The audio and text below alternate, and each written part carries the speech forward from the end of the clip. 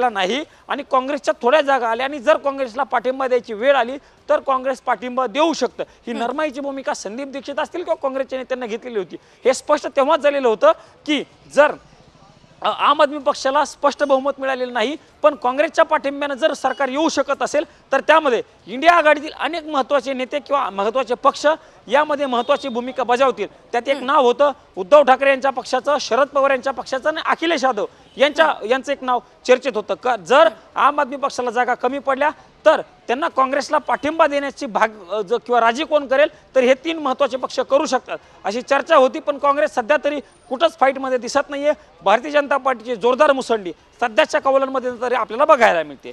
निश्चितच प्रमोद, पुन्हा एकदा येणार आहोत तुमच्याकडे। मात्र सध्या ग्राफिक्सच्या माध्यमातून सध्याच्या दिल्लीमधली राजकीय परिस्थिती आपण जाणून घेण्याचा प्रयत्न करूयात, आकडेवारी बघूयात। ती म्हणजे दिल्लीमध्ये 70 जागांसाठी मतदान झालं। सध्या 43 जागा ज्या आहेत त्या भाजपच्या पारड्यात पडताना दिसताय। मात्र काँग्रेस जे आहे ते गेल्या 3 टर्म पासून काँग्रेसने एकही खातं जे आहे ते दिल्लीमध्ये उघडलेलं नव्हतं आणि एक खातं सध्या आज सकाळपासून पोस्टल मतमोजणी जेव्हा सुरू होती तेव्हा एक खातं काँग्रेस उघडताना दिसत होती। मात्र आता पुन्हा एकदा शून्यावर काँग्रेस थांबली असल्याचं आपल्याला पाहायला मिळतंय। मात्र आम आदमी पक्ष जो आहे तो 27 जागा जो आहे आपल्या पारड्यात पाडताना आपल्याला दिसतोय।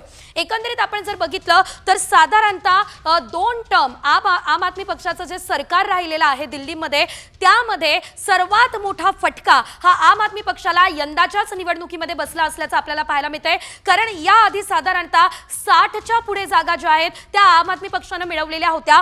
मात्र आता जर आपण पाहिलं तर अगदी 30 जागा सुद्धा म्हणजे निम्म्या जागा सुद्धा आम आदमी पक्षांना मिळताना आपल्याला दिसत नाहीये। भाजप मात्र 43 जागांवरती मुसंडी मारताना आपल्याला बघायला मिळतंय। मात्र एकंदरीत सध्या तरी आम आदमी पक्ष 27 जागांवरती असल्याचं आपल्याला पाहायला मिळतंय आणि काँग्रेस